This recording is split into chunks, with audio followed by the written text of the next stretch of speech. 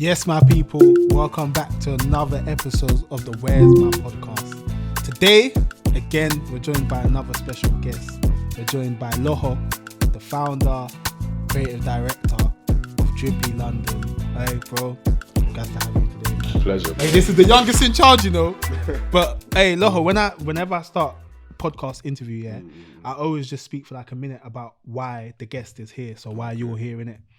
So anyway, guys, the reason why I wanted Loho on the podcast so much is because obviously people don't know this, but when we first started, Loho was like one of the first people to reach out and be like, yeah, I love what you lot are doing. I would love if I can get on the platform. And obviously when we first started, I wasn't really expecting that. Do you know what I mean? I didn't really expect people to get the vision straight away. So when you first hit me up, and we spoke, I said, nah, there's no way this guy can be his age, because obviously Loho's only 18. That's what I'm saying, he's the youngest in charge. And when you've got a young person that's so driven, at the time was you 17 or 16? Must have been, I think I was 17. 17, young, still sixth form, whatever. When you've got a young person that's so driven and so aware of what needs to be done to be successful, for someone my age and someone trying to do what we're trying to do, it's very motivational. So that's the first reason why Loho's here, because he motivated me without even knowing. Second, his brand's lit. Even from when he first hit me up, I saw it, I'm like, wow, like, there's something there. Do you know what I'm saying? Obviously, there's loads of brands out there, and just some resonate with you more. And Drippy resonated with me a lot. And then, what else? Loho, we're obviously going to speak about this more once we get into the interview. Loho just seems to have a very, what's the word? He seems to be very in tune with what his generation is doing and how to make them tick. And me, being however old I am, I need to have conversations about that. Do you know what I'm saying? So Loho, you're here for me just as much as I want other people to kind of listen to you and find out who you are. But anyway, the main reason I want you lot to meet Loho, buy into him, buy into the brand, because I think he deserves all the positives that are going to come his way. So yeah, Loho, thanks for coming, bro. It's a pleasure, man. It's a pleasure. I think there's only one place to start. Obviously you're young, but you have had a start. Do you know what I mean? So just kind of talk us through the early days, like how you kind of got into fashion, why you're in fashion, what it was like growing up. And don't worry, as you're talking, I'm going to ask you questions as you talk and that. So yeah, man, just hit us. Yeah. Early days, man. It's always a pleasure going down that road. You know what I'm saying? But why fashion? I must have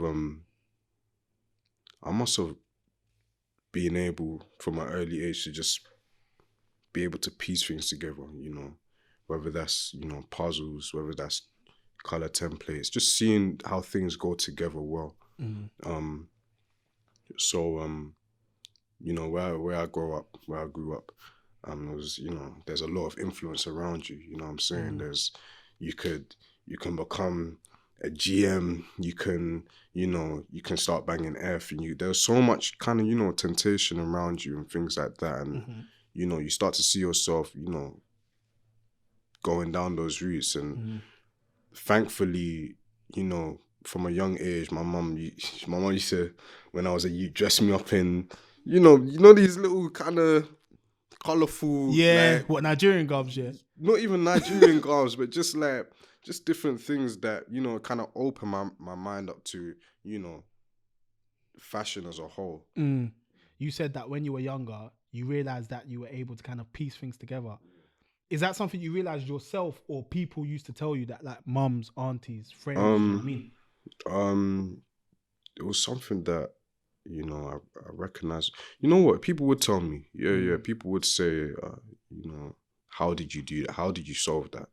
How did you know to put X with Z and things together like that? So, and then as people start telling you, you don't really believe it when people start telling you. But when they keep telling you, and you start to recognize it yourself, you're like, yeah, like that's a skill I have. That's something I can do. So you had that skill of being able to piece stuff together. And obviously being able to piece stuff together is like a sign of, obviously, creativity. It's a sign of like logical thinking, and having those skills are skills that can be applied to like any loads of industries. You know what I mean? You could have gone into engineering. You could have even gone into law or something like that. So why is it that fashion was like the route you decided to use those skills in? Fashion was an escape. You know what I'm saying? You know, with things at home and, you know, just rough situations. Fashion allowed me to kind of solve problems, you know, even with myself, you know, when you're drawing up something on a tech pack, or, you know, you're collecting these thoughts together to create a garment, it helps solve issues, you know what I'm saying? It helps solve predicaments, if you want to call it that. So wait, sorry, what was the question? So I was basically saying, obviously you have those skills, and I was just saying, why was it fashion that you decided to use those skills in? Do you know what I mean? Like, what was the entry point? What was the moment where you was like, you know what, I want to do fashion? Because I suppose most people I speak to on this podcast have that moment. I don't think there was a specific like moment, like, I wanna get into fashion. It was more of the kind of entrepreneurial route. So you know, I was that kid in school that brought sweets in, you know, for £1 in farm fees and sold it for £2, made a 50% profit. Yeah, man. It was a hustle. It was a hustle, man. So you know, you just find hustles with different little things. Soon it went from sweets to, like, you know, doing people's homework and things like that. So yeah, it was just different, you know, different ways of, you know, flipping. And then I came across, you know, t-shirts and the whole art of putting your own design on a t-shirt. Like, to me back then, it was just, I could wear something that I've created on a t-shirt. Like, I know it sounds very simple, but, you know, people to come up to me and be like, yo, you can draw, you can design. You used to make animations back in the day. Like, there's all these different things. Why don't you just slap your thing on a t-shirt? So, you know, with an old friend of mine, we kind of just ordered our first bunch of 20, 30 t-shirts. Fruit of the Loom t-shirts? Were they Fruit of the Loom? I think they were. I don't know if they were Gildan. Oh, you know, yeah. You know, I don't even want to say Gildan on the podcast. You know what I'm saying? You got to start somewhere, man. We got to start somewhere. So obviously, this was hardcore. Okay, back then it was hardcore, but, you know, this was saving my mum's pocket money she'd give me for lunch. How old were you at the time? I was 14. Damn, young. 14, man. So like, my mum would give me, you know, maybe £2-3 a day. I would put that away for the t-shirts, go hungry the whole day, and then just slowly built up enough, you know, P to invest into, you know, a first couple line of t-shirts and things like that. So. And what was the first brand called? Were you Drippy London from 14? Because Drippy wasn't even a word like that back then. No, it wasn't. You're right. No, it wasn't called Drippy. It was called Offset. Oh, so, okay, that's a good name. Why did I pick it? I don't know. But the OGs know that, obviously. Back in the day, it was. So it was a hustle. It was a hustle.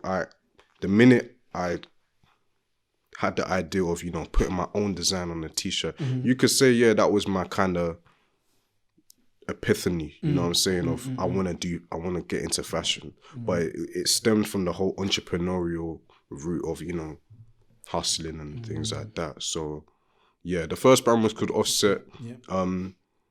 Spent a couple days in a cold shed in winter, dip dyeing these t-shirts in a you want the tub dip of, dye thing from that early? Yeah, man, a big tub of ink, ironing on the logos, you know, on eBay with the heat transfer, iron on paper. We would be doing that. Made an Instagram. This was way before even the whole idea of brands sending things out to people. This was this was back in. It wasn't big, you know. It was around, but it wasn't big to the extent it was now. So it was Offset. it was a hustle. It was hard. Simple but as that. Yeah, man. Simple. Do you know what, Loho? Yeah, I'm very happy you admitted that. And when I say admitted it, I mean, often when you speak to people within fashion, they want to go on that they want to go on like they were like proper into fashion. So they were looking at Gucci and Balmain and the way those brands were, those brands design. And then one day they said to themselves, yeah, I want to design like that. But more often than not, from what I've witnessed, people just want to flip. Do you know what I'm saying? They just want to flip. They feel like t-shirts is a way that they can make money, and yeah, people make money from it. But I'm happy that you started off just trying to flip, and naturally the clothing line that you had at the time is transcending into a brand and has transcended into a brand. So I think that's the perfect segue to move into when Drippy London came. So talk to me about that. How old are you? What was life like at the time? Yeah, how old was I? I was probably around 15 at the time. So this came after Offset, you know. I was that kid in school that had a business. Okay. You know, it was like, yo, you lot just chill. I'm just trying to, just do my thing. But yeah, it was after rugby practice one day. I was with one of my old brethren called Caleb. We were on the way back home. I think I had a mad injury though. I had a mad injury from the rugby. So I was vexed. What position were you rugby? I was right wing. Oh, okay. Right wing, yeah. So pacey down the wing, you know what I'm saying? No one was catching, man. No. But yeah, no, I must have been frustrated this day. I was like, yo, I'm hurt. My leg's killing me. Like Offset's not even like I've sold a couple t-shirts, but it's not doing what I want it to do. Yeah. So we're on the way back. We're on the back of the bus, and Caleb was like, yo, maybe you just rebrand. Maybe you just change the name of it. I'm like, oh, bro, I can't do that. Because that Offset was like your baby. Yeah. Offset was my baby. So it was kind of like, bro, I can't do that. So then he was like, no, give it a go. So I was like, cool. So we just start brainstorming different names. Just on the back of the bus, yeah? Back of the bus, man. We had, I don't know, we had like 99p suites. We were just chilling, you know what I'm saying? We were just chilling, man. So we were brainstorming names like Wavy, Patent. You know, we were just thinking of different words on the scene that we use, you know, that would appeal to my generation. And I think we'll come on to this later in terms of like how I identify what our generation likes. But at the time, he was like, yo, what about Drippy? And I was like, what, Drippy with an I at the end? Maybe we change it up. He was like, no, just Drippy, like just keep it Drippy. I was like, ah, cool. Why do you think that one stuck with you? I think it's just the simplicity of like just the word. Like, let me not get all kind of deep into it because it's just Drippy. Like, it's just that's the word, innit? I think even if you look it up in the Oxford Dictionary, it's like, yeah, it's not. Honestly, I don't know what. I didn't even want to know. Continue. It's just obviously people in the scene were using it. A lot of the rappers and things we were looking up to were using it. So we were like, yo, it's a dope name. Let's use it. I didn't know back then though there would be a time when we stopped using that word, and so then kind of the longevity of the brand may die out with the usage of the word. But you know, back then we were chilling. We weren't really bothered about things like that. So then, and you know what, Loho? Yeah, sorry to cut you, but I think that's a really good point, and I think it's testament to your wisdom in the sense that even at a young age, you were still thinking about the longevity of the brand, like thinking that, wow, but this word's only cool now. What if it's not cool in 10 years? What's gonna happen to the brand? Rare.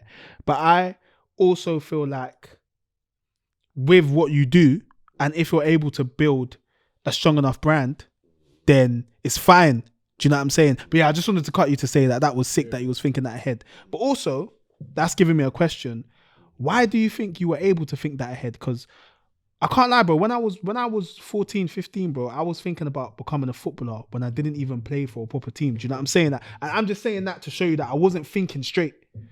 So why do you think you were thinking correctly? Again, I think it stems from the entrepreneurial kind of mindset I had before.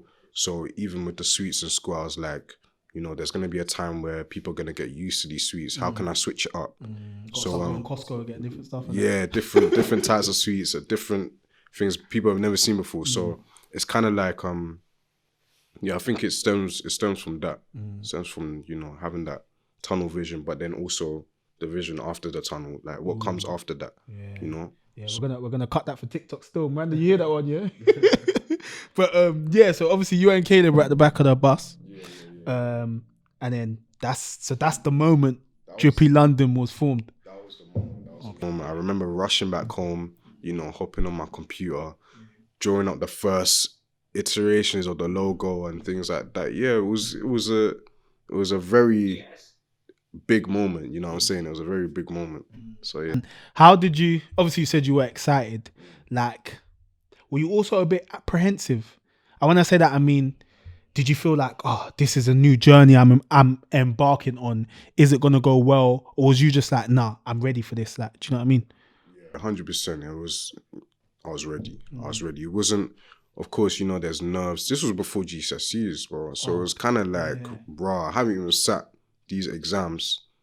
How do I expect to build something alongside that? Like, how can you focus on something Exactly. But, you know, always at heart, I was like, yo, it's a challenge. I like me a challenge. So, you know, I'm going to do it, you know. Where do you think that comes from though? And the reason I'm asking that question, is because not for you to like go into like your family life or stuff like that, but do you feel like there were certain traits you just had in you because of, I don't know, your siblings or your mom or your dad? Yeah, like, definitely. Just seeing my mother's drive, you know, my mother's a strong woman. And just seeing from an early age. I was going to go into it when you first you asked the first question, but, you know, I was a little bit, I wanted to keep it. That's why I was a bit stuttery, but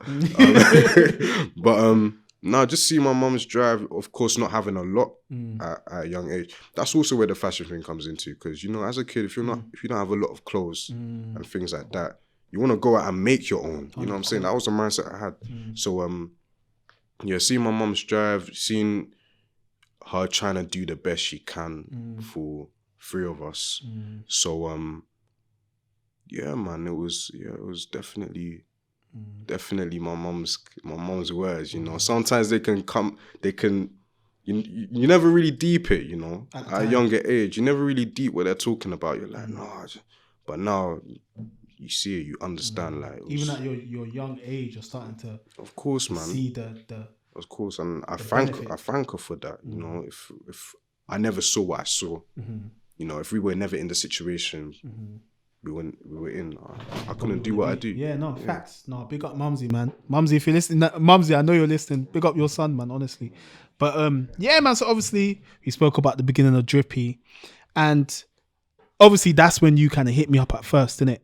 And Drippy was different them times. Don't get me wrong, it was still lit, but it was different. What I wanted to inject into the brand didn't align with, you know, the name. So I wanted to go with, you know, this idea of being, you know, militant, strong, you know what I'm saying? I really like that stuff. Yeah, I wanted to have, you know, like strength, like uplift people.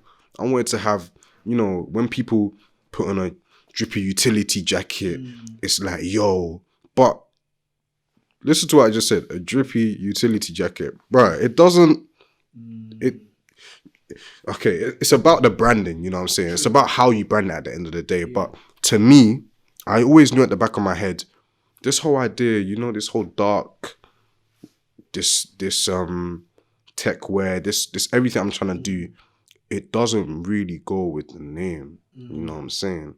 So, Drippy was definitely very different before. I think it was just me trying to find my own way, you know what I'm saying? I think it was literally just me trying to, you know, find a message that went with the name. You don't always have to stick with a name with a brand, you know what I'm saying? You can change up the name at any point. But I think I was just trying to experiment. And I think that's the beauty in, you know, having a fashion brand and things like that. You get to experiment with different messages, different aesthetics, different kind of, you know, vibes that are injected into the brand. So, yeah, it was very different. It was very different. 100%. And again, I think it's just because obviously you started Drippy when you were 15, and obviously you're 18 now. Yeah. Some would say it's only 3 years, but in those years, yeah, you do some of the most growth you do in comparison to the rest of your life. Do you know what I mean? So I think naturally now you're at a point where Drippy is representing the 18-year-old Loho rather than the 15-year-old one. Do you know what I mean? You put it beautifully. I'd say the 15-year-old Loho was more, you know, kind of militant, trying to find his way. Maybe a little bit more angry, you know what I'm saying? But if you're looking at Drippy now, it's all kind of colourful, it's all kind of quirky, it's all kind of like no fuck. Wait, we can swear on Not it. 100 bro. Say whatever swear word you want. But remember the mumsies listening also. Alright, sorry, bro. But like no fucks given. Yeah. You know what I'm saying? And I'd say that's, you know, it fits the character now, like, of, you know, myself. So it's sorry, Loho, let me just cut you there, yeah. That makes so much sense because obviously I'm not 15 no more. I'm not 18 no more. I feel like as you get older and the more you understand like what life is about and what really matters, I feel like that's kind of the more secure you become. Do you know what I'm saying? So that's why you're saying now the brand has that message of like no fucks given, because now you're the 18-year-old Loho. You don't really care about what certain man think. You're doing your thing. You're like, what were they thinking? I'm gonna walk around in what's this color? Turquoise. It's flipping mint green, bro. Mint green, yeah. I'm gonna walk around in a mint green jacket. I don't care what no one says, innit? And I rate that highly, bro. Even though you're still young, you're secure in yourself. Do you know what I mean? And that's the most important thing. So big up you on that, man. Appreciate it, man. Yeah. Just bouncing off of what you said, like the kind of no F's given. It's that message injected into the brand is what I want, you know. Especially with, you know, all the color schemes and things like that. Like when do you, well, you grew up in West, innit? You know what I'm saying? You grew up around the Mandem. When do you really ever see the Mandem wearing, you know, colors like this? Never. You never really see that. So it was either black, white, navy, or grey. That's what I'm saying, man. So like this whole idea with the rebrand, I'm just trying to, you know, I'm trying to have, especially my brothers, trying to have the Mandem experiment. I'm trying to have the Mandem wearing different things. Bro, I look like a mint chocolate chip ice cream, you know what I'm saying, with the melanin and the thing. But it's kind of, it's meant to be like raw. You can be whatever you want to be, or express yourself with this new version of Drippy, you know what I'm saying? Like the Mandem don't have to wear tech fleeces anymore. There was a time where I was, you know, just wearing tech fleeces and things like that. But, you know, if you have a brand that you can connect to, you know, that's different, quirky, different colours, and like I want the Mandem to be able to, and not even the Mandem, everyone to you want them to have that brand that allows them to express themselves in ways that wherever they come from doesn't allow them to. Exactly. So, and you're definitely doing that. I can't lie, you're definitely doing that. Like the design looks great. I love DripHead. Can't lie, man. You need to get that made and blown up or something because it looks sick. I'm sure. Yeah, no. I see on your website you're sent like you give the wallpaper out for free, and that I need to download that myself. So I might have to take the missus out of that one. You know what I'm saying? Put yours on there. But what was I gonna say? Yeah, Loho, everything you're saying at the moment, is obviously showing me that you were aware that you felt like your brand needed to have a message. Yeah. Again, for someone your age, I don't necessarily expect you to be at the point where you're like, I've got a clothing line, regardless of whether my clothes look supposedly lit, my brand needs to stand for something. How did you end up coming to a point where you felt like the brand needed a message? I'd say this stems back to like the whole militant days. Because before that, Drippy was just, you know, slapping a logo onto a t-shirt and selling it. But when I started seeing all these other brands, you know, pop up, Trapstar, you know, I'd refer to Trapstar more. Like I saw their message, you know. I saw what they were trying to do. It's a secret. Like I saw the whole aesthetic they were trying to achieve.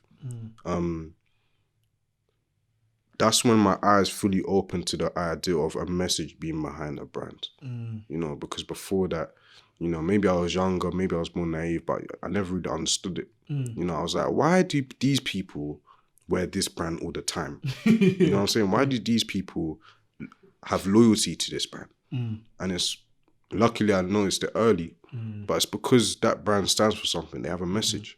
So yeah, I think with the whole idea, you know, with the back in the militant days, that's when I noticed, you know, Drippy needs to have a kind of message with it.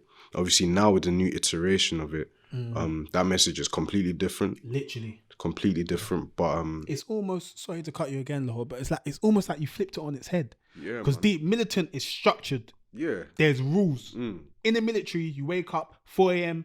Don't know, you go swim in flipping -5 degree lake or something. Do you know what I'm saying? There's stuff you have to do. Yeah. Whereas now the brand stands for no F's given. Do whatever you want. Do you know what I'm saying? Like how did it flip like that? Again, I think it's with age, man. It's with age. Like when you just experience different things, you know, when you go through different things, and I'm talking like I'm like 35, but I'm only 18. But it's like it's true. Like even us young guys, you go through stuff, bro. Exactly. So, you know, as you go through things, you start to have a different kind of perspective on different situations. So I didn't want a brand. I don't want everyone wearing my brand. I'm gonna just say that straight. I don't want. Yeah, you gotta explain that still. It sounds techie. It sounds techie, but I don't want everyone wearing my brand. You know, and I say that because with exclusivity comes loyalty in it. So wait, I think I came with the question a little bit. Your question was keep going, just keep going. So with exclusivity comes loyalty. Yeah, with exclusivity comes loyalty. So you know, for example, someone might like the Hood Rich, but may not like Unknown. You know what I'm saying? Some people might like Cortez, but not like, you know what I'm saying? They have a little family around their brand. So Drippy's not for everyone, you know what I'm saying? Even the name, like some people don't want to be walking around with the name Drippy, and that's fine. Real spit. You know what I'm saying? So because Loho, sorry to cut you, I'm happy you said that, and I'm happy you admitted that. Because even obviously when you reached out to me, I F with you heavy, and I F with the aesthetic of the brand. But me being the age I am, obviously I'm not old either, but I'm 24. I was 24 at the time. Now I'm 25. I said to myself, as much as I like Loho, and as much as I like the clothes, I can't, do you know what I'm saying? Yeah. But it's so interesting because even now that it still says Drippy, I can imagine wearing particularly the black hoodie. Do you know what I'm saying? I can actually imagine wearing it. So it's crazy how you still got the same name, but the things you've done around the brand have changed perception. And I have to commend you on that because that's not easy. I was at a point where I could have changed the name. You could have, yeah. Bro, the amount of dope names I've got in mind, especially for this aesthetic, like I could have done that, but you know, purely due to like sentimental, you know, reasons and things like that, and a challenge as well. I was like, yo, what if I actually get people wearing a brand that has the word Drippy in it? We don't really use that word anymore in the UK scene. Like, we don't really, you know, be saying things maybe here and there, but I wanted that challenge of, you know, having people wearing something that's quirky. And, you know, with the whole militant idea and this new idea of the rebrand, I was like, yo, the only way people are going to be messing with a brand called Drippy is if it's quirky. You know what I'm saying? If it's, you know, out there. And, you know, when you start to do things like that, you start to draw in different people. People that are like intrigued. Yeah. People that, you know, kind of match your brand's message. So that's where I get onto the point of I don't want not everyone's for Drippy, you know what I'm saying? You articulated yourself perfectly still. Yeah. And that leads me on to my next question, Loho, yeah. Obviously you've spoken about wanting to have no, Gable's cool, bro. Go through. You've spoken about wanting to have Drippy to be like a family. What goes in, fashion wise, what goes into creating that? I feel like what goes into creating, first of all, it's very hard. It's very hard to build that initial loyalty and then the family. But it's very hard to build that around your brand. With fashion, wait, the question was so what goes into creating like a fashion family almost? okay. I think it's this idea again of being exclusive, you know, especially when your pieces are exclusive. You know, if you have a drop of 100 pieces, they go out. You know, each person that bought those 100, they're gonna feel a certain way. You know, it's like they're connected now. They're connecting. Imagine if there's only 100 people, 100 pieces dropping, and you go out and see another person wearing that. You're gonna feel that instant connection, and that to me is what family behind a brand is. You know, it's not that you're related.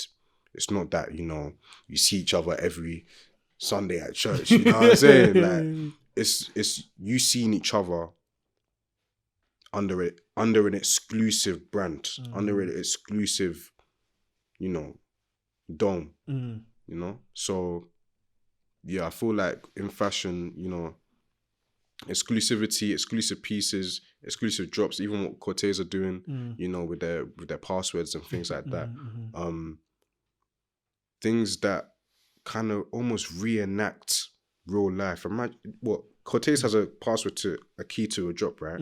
That's like going to a house and opening up a key and seeing your family in the yard. You know what I'm saying? So it's kind of like, wow, I've never thought about that. That's mad.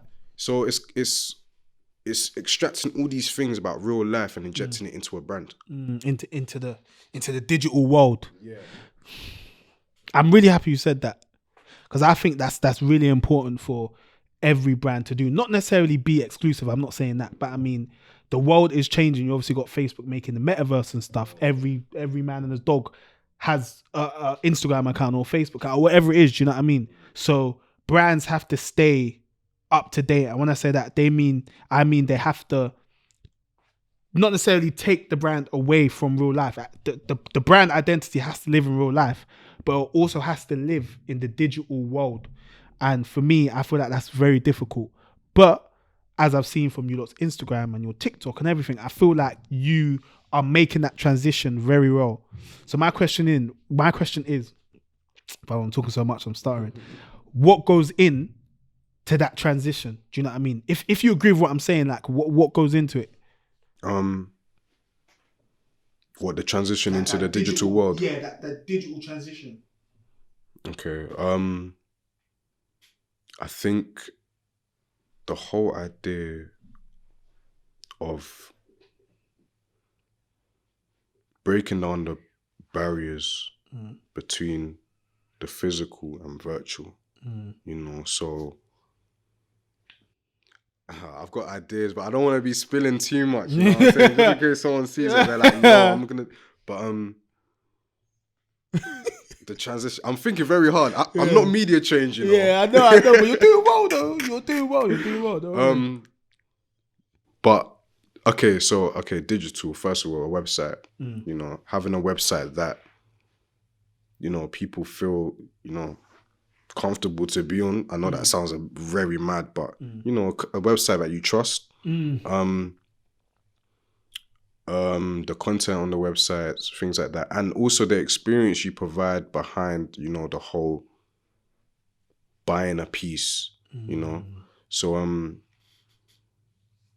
yeah, I might as well just spill it. You know, okay, so DripHead, for example, yeah, he's more than a mascot. You know, he's gonna be more than a mascot. DripHead is gonna represent each and every one of us. You know what I'm saying?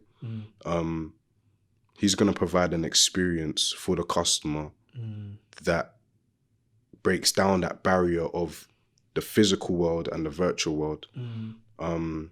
Imagine you buy one of my hoodies, right? Yeah.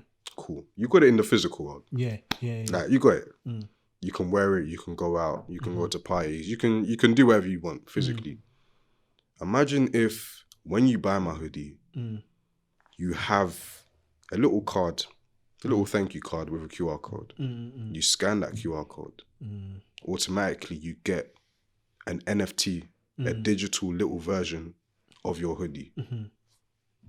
With that NFT, you can wear it in, you know, VR chat games. You can buy it, you can sell it, you can, you know, you can flip it.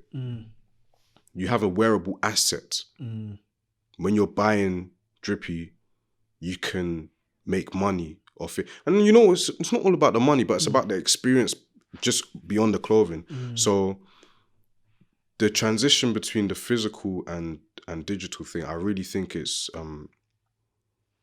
with this idea I've got, you know, what I basically want is, you know, as soon as you buy a Drippy piece, you're accompanied by this little guy, you know what I'm saying, but he will match your hoodie. You know what I'm saying? He'll be the same kind of version of your hoodie. You can scan him. He'll be dancing on the little, like he'll be in real life. Yeah, he'll be doing little quirky things. You can kind of sell him. You can wear him in a game and things like that. I feel like things like that is where you really kind of break the barrier between what is known as a physical good and a virtual good. You know, as we, again, you mentioned the metaverse with Facebook. That's gonna be big. That's gonna be a game changer. And it's kind of scary, I won't lie. It is. But it's the world though. But it's the world, man. It's the world. Keep up. Exactly. So fashion's got to keep up too. 100%. You know what I'm saying? Imagine buying something in real life and you could wear that same thing in the virtual world. Yeah. You know? Do you know what, Loho? Yeah. Everything you're saying is sick, and I'm so happy I'm hearing it, because I think it's testament to what I mentioned at the beginning of the recording, yeah, when I was basically saying how I feel like you're so in touch with what your generation needs. Because, and the reason, some people might say, oh, that's obvious. Of course, somebody's going to be in touch with their generation. But no, that's for me, that's not the case. Do you know what I'm saying? Because obviously some people are less mature or more mature than others. So they're more in touch with another generation, or they're more in touch with a younger generation. Whereas with you, I feel like you speaking about how important the digital world is just shows how much you understand what your generation wants and needs, yeah? So that's my statement. But then my question is that something that comes naturally, or do you purposely do things to understand who you're trying to target? I think it's a mix of both. So obviously I do my research. You could pick up things subconsciously and things like that. Like that's all fun and games. You can do that. But it's until you do the actual research, you purposely go out of your way to kind of see, okay, what's an NFT? Okay, what material should I use for the inside of my hoodies? What it's about that, you know, purposeful drive of seeing and researching. So yeah, I feel like it's a mix of both, definitely. Yeah. Cool. Honest, I like it. What was I gonna say? Yeah, obviously I mentioned your TikTok before. Like, you might have been going crazy on TikTok. Do you know what I'm saying? They're saying TikTok is the thing right now. Do you know what I mean? So I just wanted to ask, how important do you think it is for fashion brands to be on TikTok? And this is for all, you know, the listeners out there who also have their own brands. Like, how do you leverage TikTok? How do you make TikTok work for you? Yo, fun fact, I never even wanted to be on the platform like that. For real? Yeah. I'm really surprised by that. I'm not someone that kind of likes showing my face on these type of things, you know. I like to just do my thing, do my art, and then you're just trying to cut through, like, yeah. But I've observed, even like going back to the last question, like I've learned and researched that, you know, if you want leverage, if your brand's gonna blow, they need someone to connect to. They can't just connect to an empty, you know, brand, just an empty void with no face and no personality. So yeah, it was all my people just telling me, yo, hop on TikTok. And I feel like it's very important for a brand to kind of use that as leverage. I woke up to like 200 orders. Are you being serious? It was crazy. Like the way things went. Congrats on that, by the way. I appreciate it, bro. Appreciate it. Yeah, the way things just went viral like that was so crazy. I wasn't ready for it. I was not ready for it. Which video was it? Was it the one with that song? That nice song? I don't know what song it was. It just Which one was it? Let me check. Bro, you know, in the train station or something, man. Oh yeah, that one went viral. Yeah, that one went viral. Yeah, it was this one. So just showing a little preview. This one racked up 350,000. And you got 200 orders of that. Yeah. I'm counting. Bro, I'm in the wrong business. But my line soon come. Catch you on TikTok, boy. Definitely important for brands to hop on that. Any not even fashion, just like personal brands. Any brands, hop on it now. Do it. Do you know what? Yeah, and I don't know how right I am in saying this, but I feel like it's easier for certain brands to hop on TikTok than others.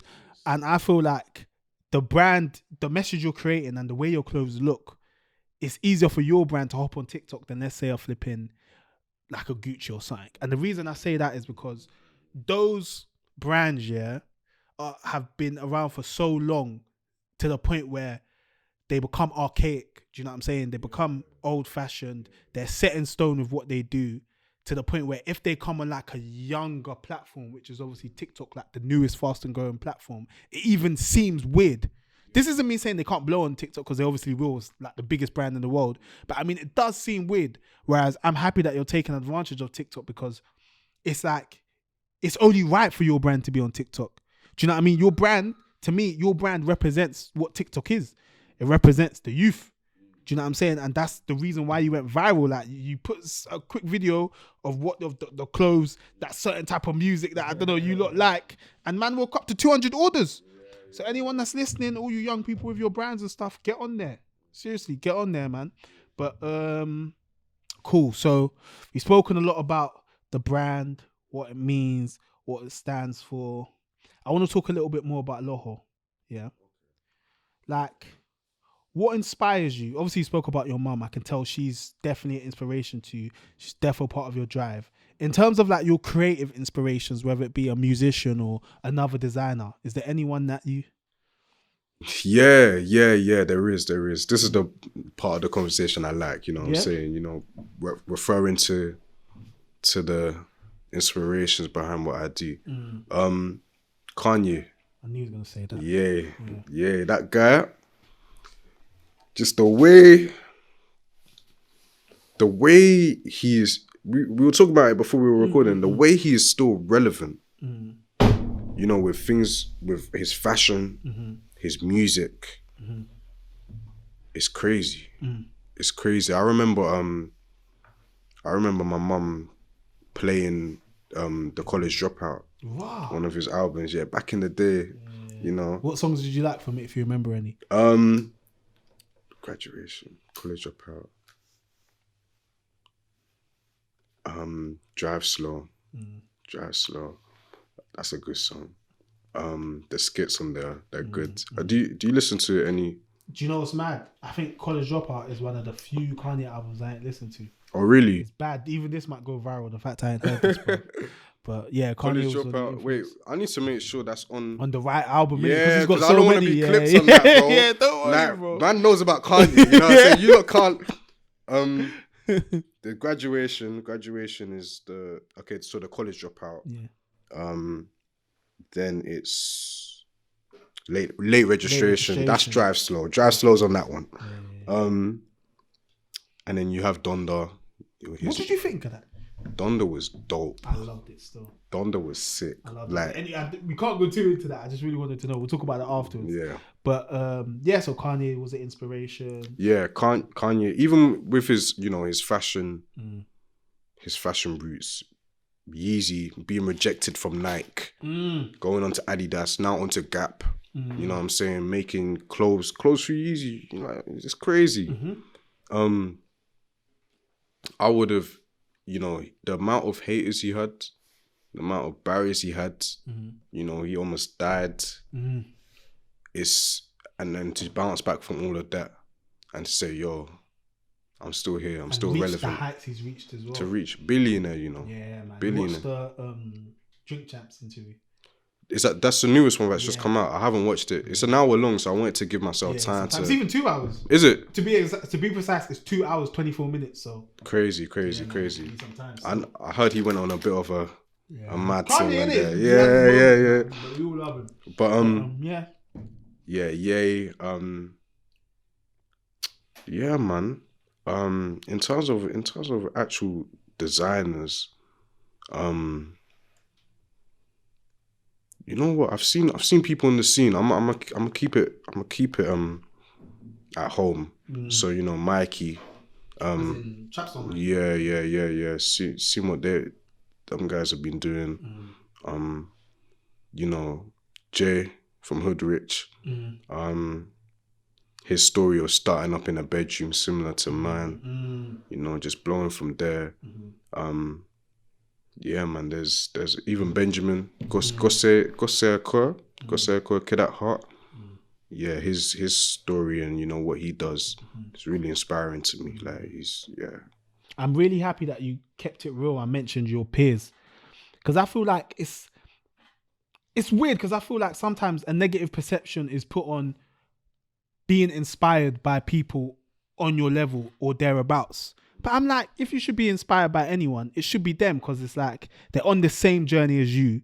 They're going through similar challenges to you and they're still pushing through. Do you know what I'm saying? So I'm happy that you're inspired by people like Benjamin and Jay from Hoodrich and the Trapstar guys. You know, obviously Trapstar have been there, done that. But you get the point I'm trying to make in it. And, you know, one day we may have someone on this platform that's going to be like, yo, I've watched Loho's interview. I'm inspired by him. Do you know what I'm saying? That's how it should be. But, yeah, man, what else do I want to know about Loho? What else do I know about Loho? You told me your inspirations.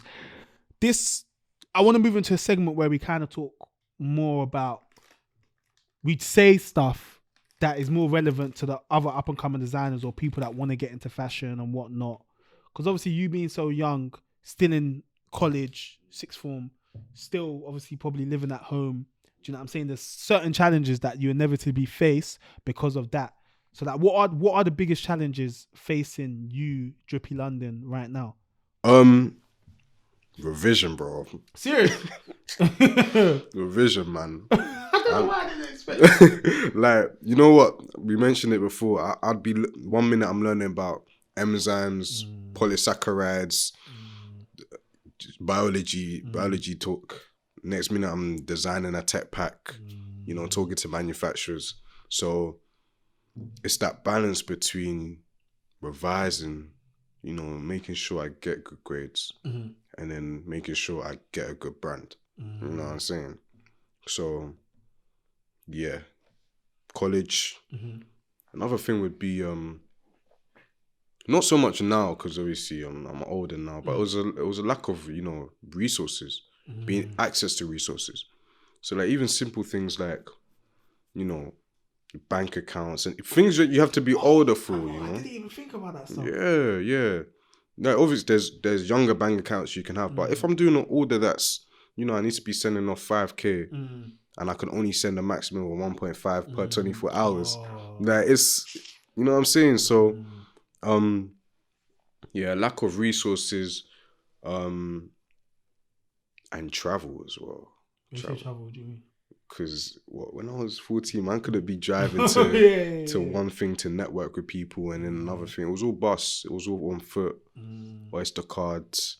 You know, it was a struggle. Do you know what I always say? Yeah, to especially the man that when we're doing our thing, like embrace that struggle, man. Yeah, like man. that journey 100%. is so key in forming who you become by the time you reach a certain place. You know what I'm saying? I'm happy that when us man go to shoots and that, we'll be on the train bouncing thinking, oh, this is long. We're coming back at 1 a.m. in the morning. We're thinking, oh my days, why are we doing this? You know what I'm saying? But that's what drives you to keep going. Do you know what I mean? So 100%. definitely embrace that. And what was I going to ask? So you said the challenges. I had a sick question in my head and I forgot. I hate when this happens, man. It's cool though. It'll come back. It will come back. I'm going to have to think. But yes. So those challenges, for example, things like the bank account limitations or whatever, how did you work around that? I have to find my older cousin, Ola, man. Yeah, Ola's a G, man. The way he supported me, you know, during the come up, still on the come up, but the way he still supports me and things like that. How old is he? He's 34 now. Okay, yeah. But he's still, you know, I can talk to him about anything, you know what I'm saying? Big up Ola, man. Yeah, big up Ola. But yeah, he would help me out, you know, because he could send as much money as he can to manufacturers and things like that and help me. So yeah, it was little finesses like that, asking the older cousins to help me out and things like that, which I appreciate, man. And that's one thing I really rate about you, like the fact that you're so willing and so brave to just ask.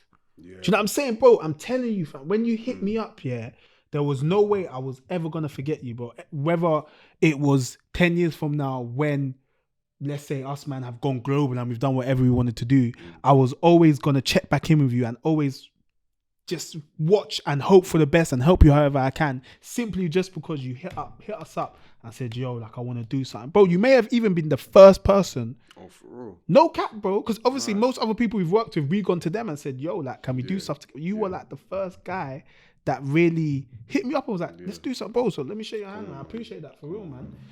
And you also said traveling, let's say you wanted to network and stuff, yeah? And the question I have from that is, obviously being a young man, young in the industry, young in what you're doing, how important is that? Networking. Yeah. It's so important. Your network is your net worth, as they say. So, you know, I like to keep to myself. There's times I could be very introverted, but you know, I'd much rather break out of that introverted nature to go to a room where there's 50 other like-minded designers like myself. You can know someone and that could take you to another level, you know. But I'd definitely say don't ever rely on people. Ask for help, of course, do that. But don't let another man's decision or another woman's decision be the be or end all of your kind of thing, you know what I'm saying? But networking is very important for me. I tried to do it as much as I could when I was younger, even now. So yeah, man. Have you got any tips for how to network? Because I think that's something that's not necessarily spoken. I haven't seen a lot of it within. Let me not say that because that would have been wrong. But yeah, people tell you to network, but they often don't tell you what are the best ways to network. So what sort of networking ways have helped you the most? I definitely recommend, you know, approaching the person as your equal. You know, if there's someone you're in a room with and they're, you know, some big person, it could be quite intimidating depending on the person. So yeah, just approach them as your equal. Be like, yo, or even this is a little finesse you can do. Talk to the people around them, their brethren, their kind of circle.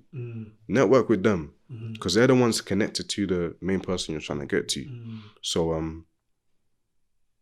yeah, little things like that. Maybe they even might mention you to them, you know, and then that's another connection formed.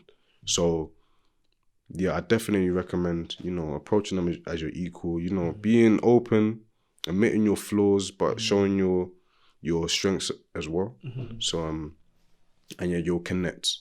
People connect with pain. Because we've all gone through elements. Exactly. So definitely show your weaknesses, but show what you're good at as well. I definitely recommend that. And you know what I wanted to ask, Loho, yeah? So obviously you're saying approach people as your equal. But unfortunately, in the world we live in, just in general, ego is a very real thing. And when people reach a certain level, naturally, I don't even know if naturally is the correct word, but naturally, people's ego becomes inflated, you know what I'm saying? So when somebody that's not on their level tries to approach them as their equal, some people, when they're not humble, stick their back up and say, rah, like, who do you think you are? Do you know what I'm saying? So how are you received when you reach out to people and stuff?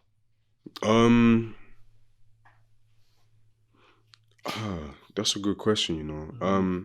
There definitely has been times where I've tried to reach out and, you know, ego's got the best of them.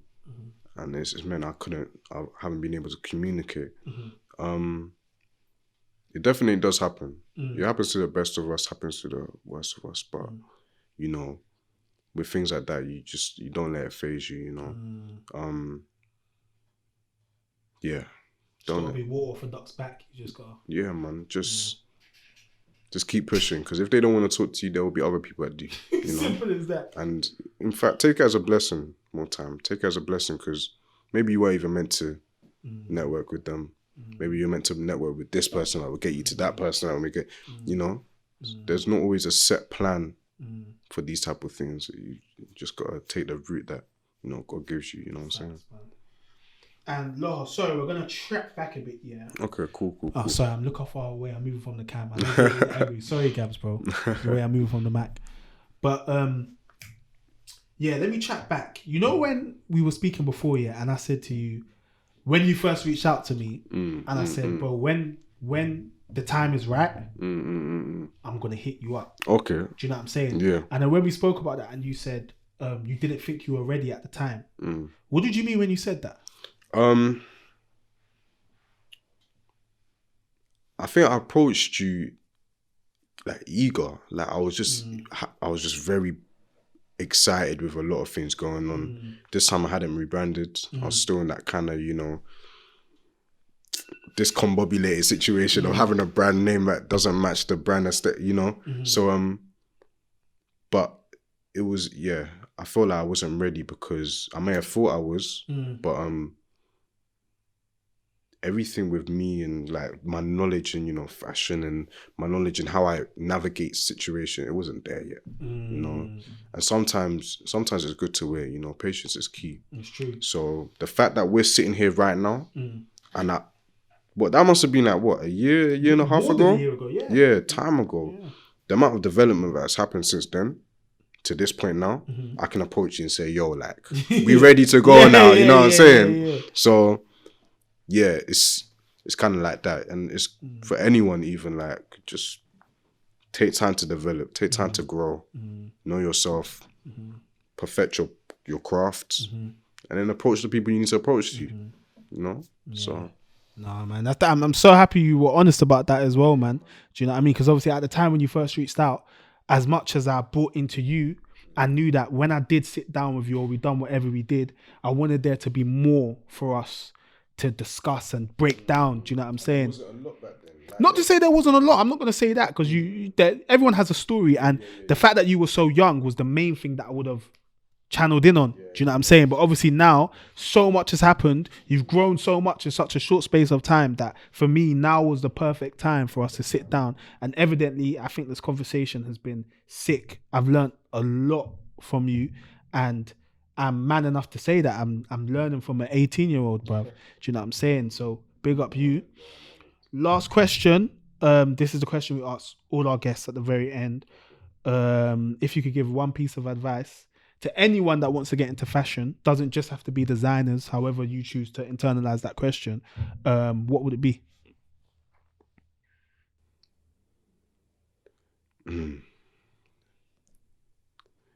I don't want to say something cliche like just do it, you know. I don't want to say something cliche like just go into fashion.